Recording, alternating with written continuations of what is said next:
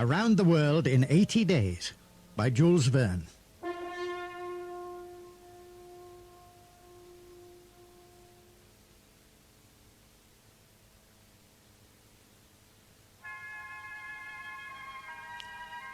Phileas Fogg was a man of mystery. Apart from a few simple facts, no one knew anything about him. He had no family and lived in a large house in London. He was rich, but had only one servant to look after him.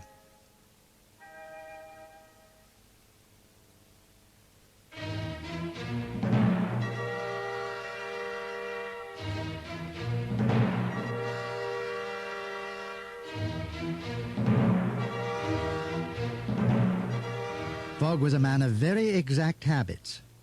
In his house hung a timetable. It showed that he had tea and toast at exactly 8:23 each morning. At 9:37, his servant took him his shaving water heated to exactly 86 degrees Fahrenheit. Each day at exactly 11:30, he left home and went to the Reform Club. He spent his day at the club reading. Then, at exactly 6:10, he played cards and returned home afterwards at exactly the same time each evening. His fellow card players found the handsome Phileas Fogg quiet and charming. They noted that he never seemed interested in money. Any money he won at cards, he gave to charity.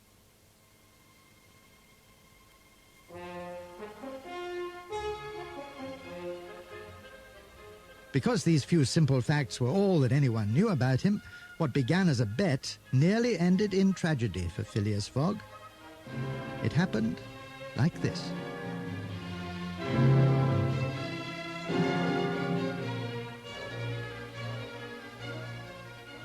On the 2nd day of October, 1872, a new servant went to work for Phileas Fogg. He was a Frenchman named Jean Passepartout.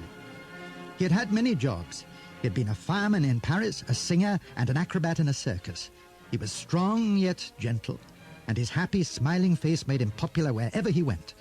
After wandering from job to job, all Passepartout wanted now was to settle down and lead a quiet life. Phileas Fogg seemed to be just the master he needed. He couldn't have been more wrong. At 11:30 on the day Jean Passepartout started work, Phileas Fogg went, as usual, to the Reform Club. He spent the day reading. Then, at 6:10, as usual, he met his friends for their game of cards. They were talking excitedly about a bank robbery. £55,000 had just been stolen from the Bank of England. The thief had picked up a bundle of notes and simply walked out with them. Several people had seen him, and his description had been sent out. A reward was offered for his capture, and detectives were watching railway stations and ports to try and stop him leaving the country.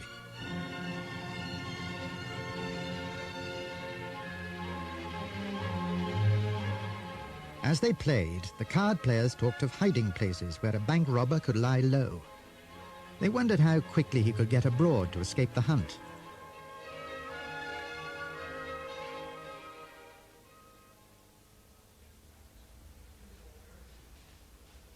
The world is a big place to hide in, said one. Yes, Agreed Phileas Fogg. but now that we have telegrams, railways and steamships, the world has become much smaller. The world hasn't shrunk, replied one of his friends, just because we can travel around it in 3 months. You don't need 3 months. Said Fogg. You can travel around the world in 80 days. 80 days? Impossible! Laughed another player. Think of the things that could go wrong, said a third. No, Exclaimed Phileas Fogg. I know it can be done. I'll bet £20,000 on it. To prove it, I'll set out tonight. I shall go around the world in 80 days. You're joking, You can't leave tonight. You'll never do it. exclaimed his friends one after the other, I will. said Fogg quietly. An Englishman doesn't joke when he makes a bet like this. Do you accept the bet? Very well. His friends agreed. We accept. Good. Fogg told them. Today is Wednesday, October the 2nd. I shall be back here in the Reform Club at 9:15 on Saturday, December the 21st. Now, gentlemen, let us finish our game. When he got home, Phileas Fogg called to his servant. Pack a small bag, Passepartout. We leave for Dover in 10 minutes. We are going around the world. Around the world? Gasped Passepartout. Yes, around the world. Fogg repeated. We start at once. Oh, a fine thing. muttered poor Passepartout as he packed a bag. All I wanted was a quiet life. Now I've a master who sets out on a crazy adventure. By 8 o'clock, they were ready to leave. Fogg carried a timetable of the ships and railways of the world. Into their bag, he slipped a thick roll of banknotes. Take good care of this bag. He told Passepartout. It has £20,000 in it. At the station, Fogg booked 2 tickets to Paris. His friends from the Reform Club were waiting to see him off. Gentlemen, He said, when I return, you may examine my passport. You will be able to see the stamps of the countries I shall have passed through. They will prove I have been around the world. We will meet again at 8:45 on the evening of Saturday, December the 21st. the train puffed out of the station. Phileas Fogg sat silently in his corner seat, and Passepartout, hugging the bag, stared out gloomily into the dark night. The news of Phileas Fogg's bet spread like wildfire. His picture was in every newspaper, and people spoke of little else. Some thought he was bound on an exciting adventure. Others shook their heads and said he must be mad. Fogg and Passepartout travelled from Paris to Italy. There they went aboard the steamer Mongolia that would take them to Bombay on the west coast of India.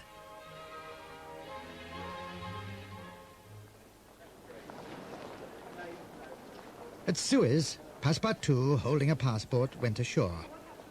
A stranger, standing near the ship, watched him closely. Can I help you, sir?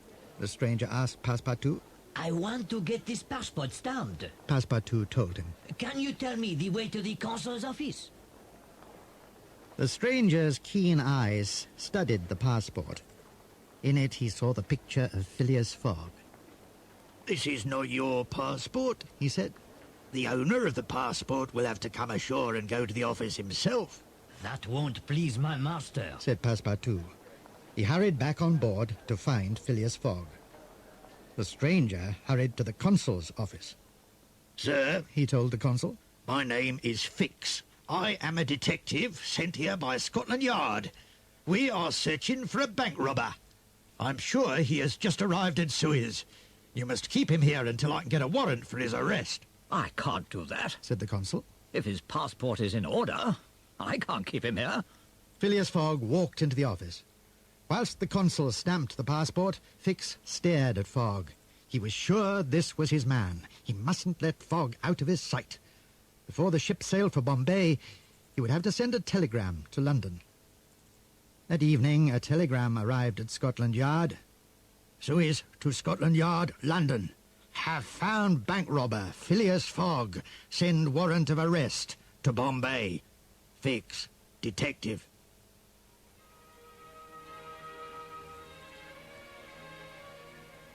Soon the newspapers were full of stories about the mystery man Phileas Fogg. In the Reform Club, other members carefully examined his photograph. It was certainly very like the description of the bank robber. His world tour was just a trick to throw the police off his track. Instead of being a hero, Fogg was now a hunted bank robber.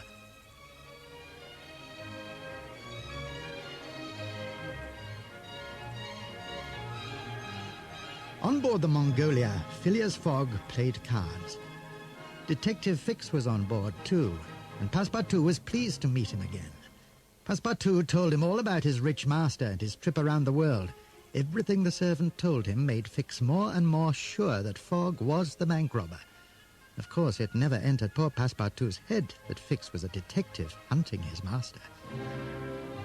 When they reached Bombay, there were 3 hours to spare before the train left on its long journey across India to Calcutta. Passepartout set out to explore Bombay. He went into a temple. 3 angry priests threw themselves on him because he had entered their temple without taking off his shoes. Passepartout fought them off bravely and escaped. At the railway station, he told Fogg about the fight. Fix, still waiting for his arrest warrant, watched them and listened. If I could have Passepartout put in prison for fighting in the temple, Thought Fix. Fogg will have to wait for him to be set free. By then, the arrest warrant will have come and I shall get my man.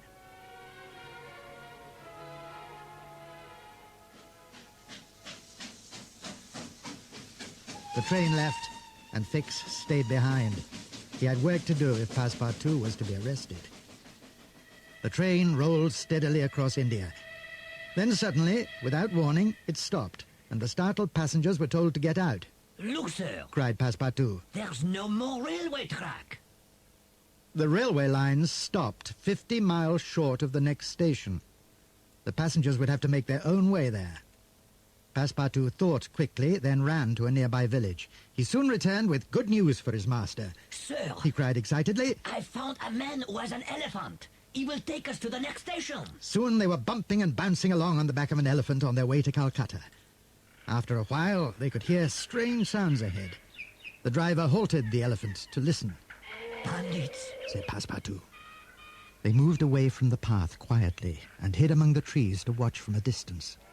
A big funeral procession passed by with drums beating and voices wailing. A Raja had died, and his body was being taken to be burned. His beautiful young wife, Aouda, was being led along by armed guards. What will happen to her? Asked Fogg, she will be burned alive with the body of her dead husband. whispered the driver. Never. Said Fogg. We must save her. Follow them. At a safe distance, they followed the procession. When it stopped near a temple, they waited once more among the trees.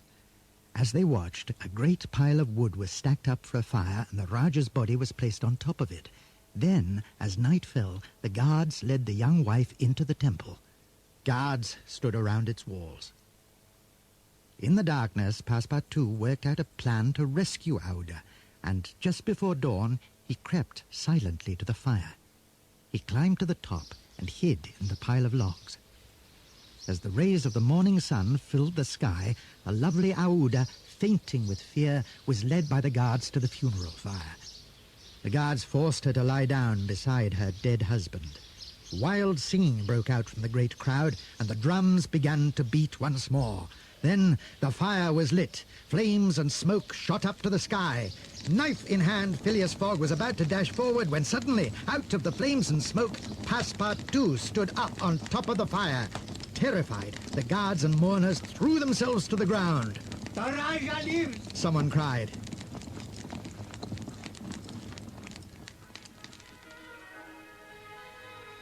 Passepartout seized Aouda from the flames, bounded from the fire, and dashed with her to safety.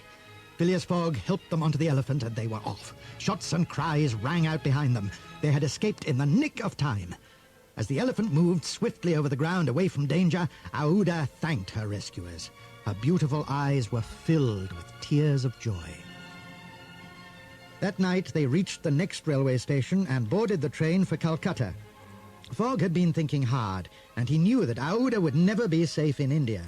He had decided to take her with him to Hong Kong, where she had a cousin who would take care of her. But when they got out of the train at Calcutta, a policeman stopped them. If I'm charged with stealing Aouda, Thought Fogg. I shall refuse to send her back to her death. To his surprise, however, the policeman arrested Passepartout and charged him with fighting in the temple in Bombay. In the court, Fogg paid his servant's fine. At the back of the courtroom, Fix, the detective, was furious. The arrest warrant for Fogg had still not arrived, and he could delay him no longer. Just as the steamer for Hong Kong was about to sail, they all raced on board. During the voyage, Phileas Fogg and Aouda spent their time happily. He found her gentle and charming, and she learned to love the noble, kindly man who was taking her to safety. Passepartout was surprised to see Fix again. He began to think he might be a spy sent by the Reform Club to watch them, but he did not tell Phileas Fogg of his suspicions. Despite fierce storms, they docked in Hong Kong 16 hours before their next ship, the Carnatic, sailed for Yokohama in Japan. Fogg hurried into town with Aouda to find her cousin. To Aouda's dismay, however, her relative had left Hong Kong and had gone to live in Holland. You must come to Europe with us. Phileas Fogg told her. Meanwhile, Passepartout had wandered into the city on his own. Much to his surprise, he met Fix. Are you going to Japan too, sir? He asked. I am. The detective told him. Together they went to book tickets for the ship to Yokohama. At the ticket office, they learned that she would sail earlier than they had expected. My master will be pleased to sail tonight. Passepartout said. I must hurry to tell him. There's plenty of time. Said the cunning detective. Let's have a glass of wine together. Over a glass of wine, Fix at last told Passepartout that he was a detective. Your master, he said, is the missing bank robber. Help me to catch him and I'll share the reward with you. Nonsense. Cried Passepartout. My master is the most honest of men. I'll never betray such a fine man. Never. You know nothing about him, Fix told the loyal Passepartout. but at least we can still be friends. He went on. Come on, let's have another drink. Again they drank. Poor Passepartout's head began to reel. Fix placed a pipe in the servant's hand. Passepartout took a few puffs, not knowing that he was smoking a pipe of opium. In moments, he fell into a drugged sleep. Quietly, Fix slipped away. Now the Carnatic would sail without Fogg and his servant. If only the arrest warrant would arrive, then the detective could arrest Phileas Fogg, and the reward would be his.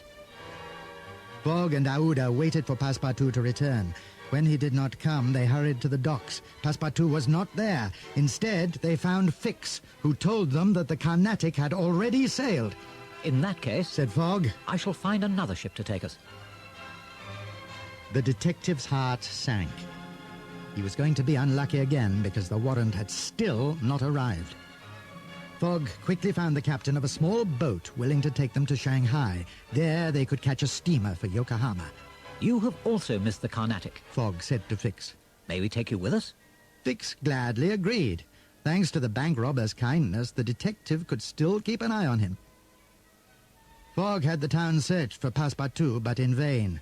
Fix kept silent. When the ship was ready to sail, Fogg and Aouda sadly had to leave without their faithful servant.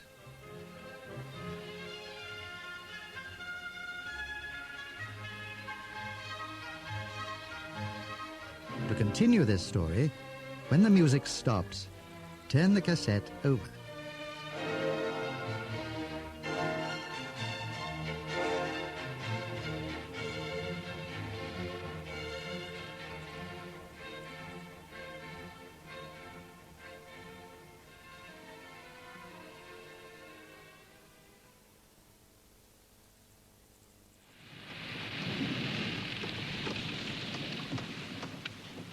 On the second day at sea, they ran into bad weather, and a typhoon began to blow up. Soon great waves were crashing over the ship. Lashed by the typhoon, the ship creaked and rolled. Then, near the coast of China, the wind dropped. They had lost valuable time and were still 100 miles from Shanghai. The captain ordered full steam ahead. Then, just as Shanghai came into sight, they saw a big steamer sailing towards them. We're too late. The captain yelled. That's your ship for Yokohama. Signal to her. Ordered Fogg. The big steamer slowed and the little ship pulled alongside her. Aouda, Phileas Fogg and Fix climbed aboard. As they waved goodbye to the captain of the little ship, the steamer moved off on the journey to Yokohama. If only Passepartout were with us. Said Aouda. What none of them knew was that Passepartout was already on his way to Japan too. Although still sleepy from the opium Fix had given him, he had struggled to the docks. Sailors had carried him on board the Carnatic as she was about to sail. They had put him in his cabin, where he had fallen asleep. When he had recovered, he had searched for his master. Fogg and Aouda were not on board. He realized that Fix had tricked him, and he felt utterly miserable. It was his fault that his master had missed the boat. If Phileas Fogg failed to get to London on time and lost his bet, he, Passepartout, was to blame.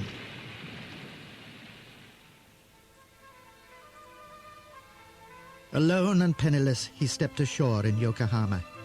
He wandered the streets, wondering how he could earn money to get back to London. Then a poster, in English, caught his eye. It read, "Grand Show. Clowns, acrobats, jugglers, tonight!" The very thing. He thought, I'll get a job as an acrobat. and he went straight into the theatre. Yes, we can use a strong man. Said the leader of the acrobats. We need a man to hold up our human pyramid. You have to lie on your back, and the rest of us balance on top of you. At 3 o'clock, the show began. With a roll of drums, 50 acrobats leapt onto the stage. Passepartout lay down, and the rest, climbing on each other, balanced on top of him. The crowd cheered, and the band played as the human pyramid grew higher and higher. As he lay on his back, Passepartout could see up into the theatre. There, up in the gallery, he saw Mr. Fogg and Aouda. Master! Shouted Passepartout joyfully.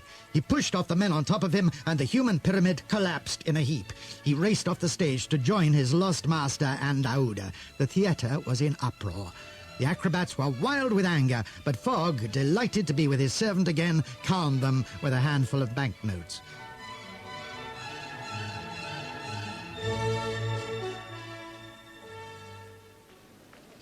Together, the three made their way to the docks to board the steamer that would take them across the Pacific Ocean to America. Fogg told his servant how he, Aouda, and Mr. Fix had reached Japan. Passepartout told them that he had missed them because he had been smoking opium. He did not mention his meeting with the detective.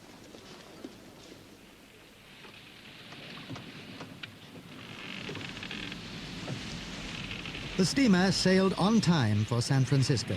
So far, so good. Said Phileas Fogg. At this rate, we shall be back in the Reform Club in time. Passepartout was delighted. He was back with his master and Aouda. Mr. Fogg could still win his bet, and at last they seemed to be free of Fix. He was glad, too, that he had not told his master about the detective. Clearly, there had been a mistake. There had been no need to worry him. He was feeling his old, cheerful self as he went for a walk on deck. Then, turning a corner, he came face to face with Fix. Without a word, he rushed at Fix, raining blows on him, and knocked him down. That's for the trick you played on me. He roared. Any more of your tricks and I'll break your neck. Wisely, Fix kept out of sight for the rest of the voyage, and 11 days later the ship sailed into San Francisco.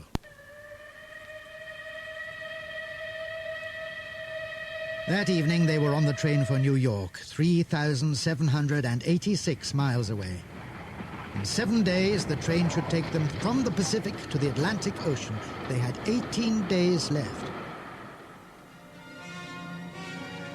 All was going well, Fogg decided. To his surprise and delight, Mr. Fix was also on the train. Passepartout was neither surprised nor delighted. Through the night, the train roared on through the Rocky Mountains and over raging rivers. Then they were crossing the prairies. Suddenly, the train stopped as thousands of great buffaloes charged across the railway track. For hours, they passed in front of the train like a brown river stretching as far as the eye could see. Passepartout fumed at the delay, but nothing disturbed Phileas Fogg. He spent long hours playing cards as if time did not matter. When at last the train moved on, snow began to fall. Passepartout grew worried again, for he knew that soon the prairies would be covered with snow. A heavy snowfall could block the track and end their adventure. On the third morning, the train stopped suddenly again, and Passepartout went to see what was the matter. No, you can't cross the river. He heard a signalman say. The bridge isn't strong enough to take the train. The train driver was not to be stopped. Let me through. He demanded. If we go at top speed, we'll nearly fly across. He reversed the train down the track, then drove forward, quickly gathering speed. The engine shrieked. The train shuddered. They were doing 60, 80, 100 miles an hour. The wheels hardly seemed to touch the track. They were over the river in a flash. As the last carriage reached the opposite bank, the bridge behind it crashed into the raging river. The next day, danger struck once more. Savage yells and rifle fire filled the air as a band of Sioux Indians attacked the train. 100 of them galloped beside it, and some leapt aboard. The rifle fire was answered by pistol shots from the passengers. The Sioux chief sprang from his horse onto the engine. He knocked out the engine driver and his mate, and then tried to stop the train by turning a wheel. The engine roared on even faster. He had turned the wheel the wrong way. The train must be stopped, Cried Fogg, starting for the door. No, sir. Said Passepartout. Not you, I'll go. Unseen by the Indians, he got out of the carriage, then climbed along under the racing train. Clinging to the swinging chains, he worked his way forward until he reached the engine. Quickly, he set the engine free from the coaches, and they began to slow down. As the coaches neared a station, the Indians on board could see soldiers on the platform. They jumped from the train and made off.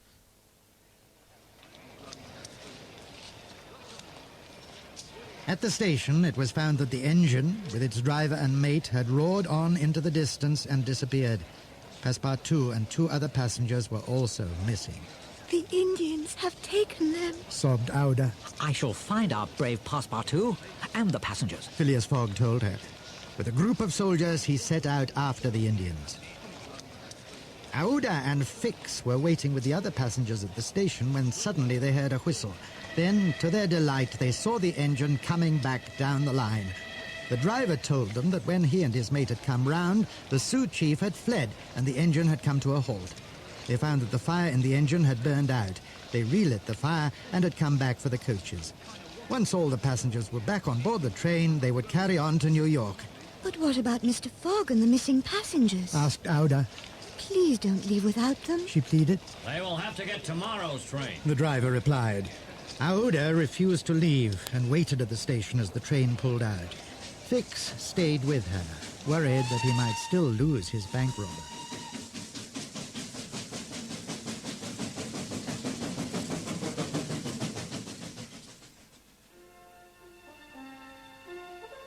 It was a long, cold night. As the sun rose on a snow-covered, icy scene, gunshots were heard. Then, at last, a band of marching men appeared.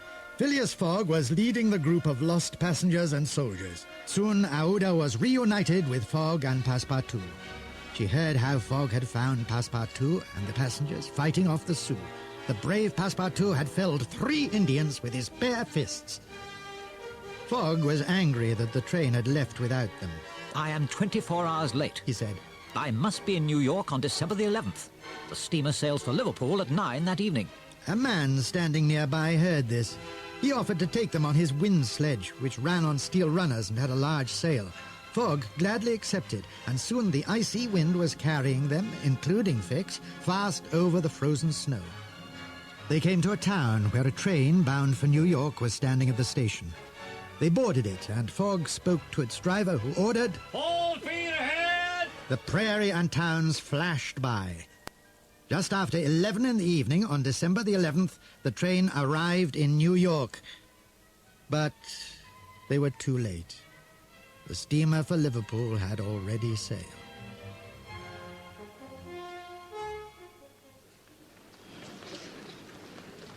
Determined not to be beaten, Fogg hurried to the docks. There he found a small cargo ship ready to sail. Where are you going? He asked the captain. Bordeaux, France. Was the reply. I'll pay you well to take me and 3 friends to Liverpool. Said Fogg. I sail for Bordeaux. Said the captain. I will take you there. Agreed. Said Fogg. An hour later, Fogg and his friends, together with Fix, sailed from New York. But Fogg had no intention of sailing to France. He had a plan.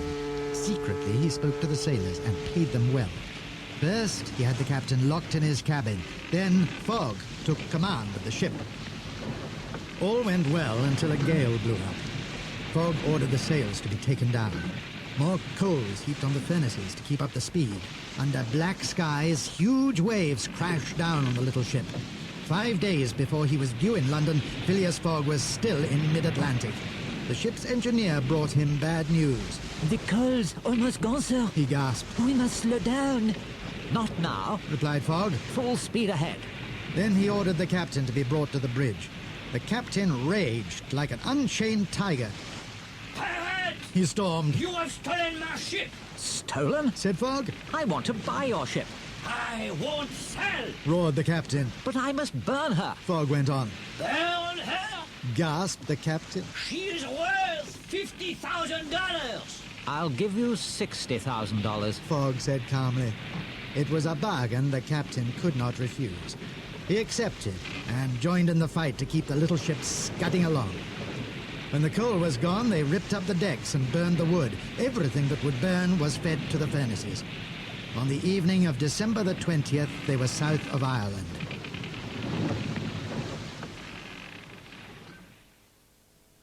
Now only 24 hours remained for Phileas Fogg to get to London and win his bet.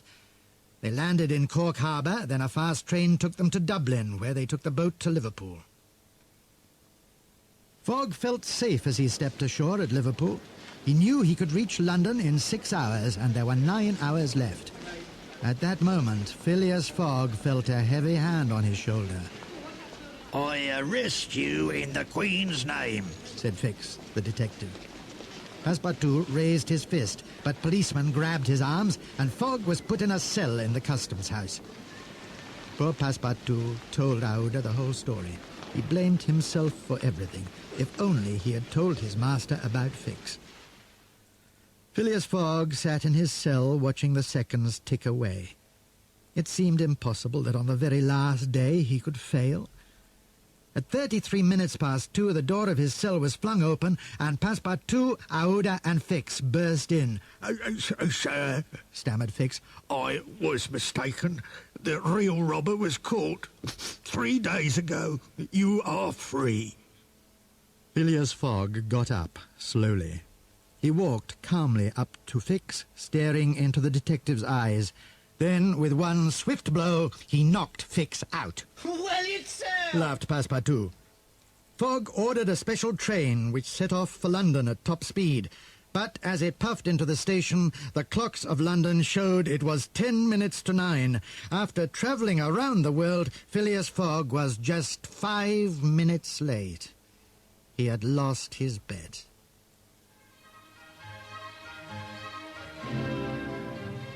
Sadly, the three travellers returned to Fogg's house. Few words were spoken. They all knew that Phileas Fogg was ruined. Passepartout, who blamed himself, went to Aouda's room. Madame, He pleaded. please try to comfort Mr. Fogg. He sends me away. When Phileas Fogg came to talk to Aouda about his plans for her, she told him, If you had not saved me, you would have had time to spare. You are safe. said Fogg. It doesn't matter what happens to me. I have no family to care about me. A pity. Sighed Aouda. Trouble is easier to bear when it is shared. So they say. Said Fogg. Then share your troubles with me. Said Aouda. Will you have me as your wife? With all my heart I will. Answered Fogg. At once he sent for Passepartout and told him to arrange the wedding. When will it be, sir? He asked. He was delighted at the news, Tomorrow, Monday. replied the happy Phileas Fogg. As fast as his legs could carry him, Passepartout ran to the vicar's house. Please, sir, He said breathlessly, will you arrange the marriage of my master, Mr. Phileas Fogg, for tomorrow, Monday? No, no, my man. said the vicar. Tomorrow is Sunday. Sunday, not Monday. It's Saturday today. Today is Saturday? Gasped Passepartout. To the vicar's amazement, Passepartout rushed out of the room and into the street. Bursting into Fogg's room, Passepartout cried, Hurry, master! We were wrong! Today is Saturday! There are still 10 minutes left for you to win your bet! Fogg was stunned. He couldn't have made a mistake. He had counted every day. Then he realized that as he had traveled east, he should have altered his watch. Every 15 degrees he traveled, he should have put his watch back 1 hour. In going round the world, he had gained 24 hours, a whole day. He sprang into action.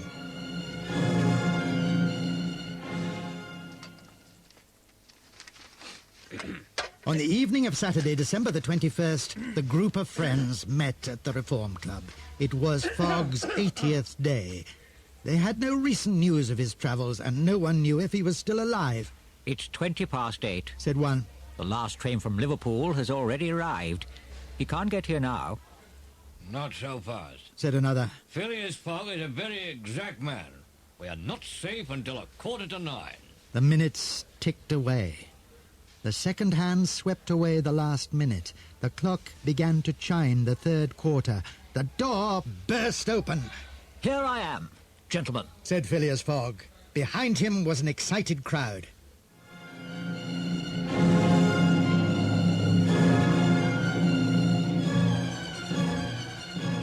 Through every kind of danger, he had travelled around the world in 80 days. He had won his race against time. He had won his bet. Better still, he had found Aouda.